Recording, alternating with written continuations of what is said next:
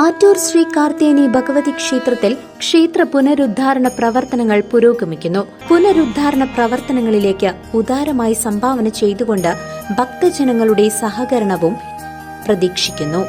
ഗ്രാമപഞ്ചായത്തുകളിലെ ward വിഭജനം പൂർത്തിയായി. പഴയന്നൂർ ഗ്രാമപഞ്ചായത്തിൽ പുതുതായി ഇനി 24 വാർഡുകൾ.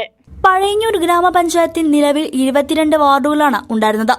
വാർഡ് വിഭജനം പൂർത്തിയാക്കിയപ്പോൾ 2 വാർഡുകൾ കൂടി പുതുതായി നിലവിൽ വന്നതോടെ പഴയന്നൂർ ഗ്രാമപഞ്ചായത്തിൽ 24 വാർഡുകളായി.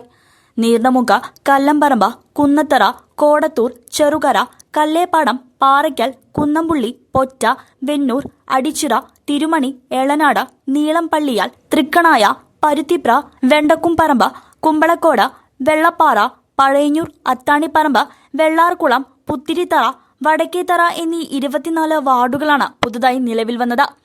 2021 സെൻസസ് നടക്കാത്തതിനാൽ 2011 ജനസംഖ്യാ വിവരങ്ങൾ അടിസ്ഥാനമാക്കിയാണ് വാർഡുകൾ വിഭജിച്ചത്. അതിർത്തികളും മറ്റും പുനർനിർണയിച്ചത്. പുതിയ വാർഡുകൾ വരുന്നതോടെ വരുന്ന തദ്ദേശഭരണ തെരഞ്ഞെടുപ്പിൽ വാർഡ് വിഭജനത്തിന്റെ അടിസ്ഥാനത്തിലാകും ജനപ്രതിനിധികളെ തെരഞ്ഞെടുക്കുക. CCV news, Chelakkara.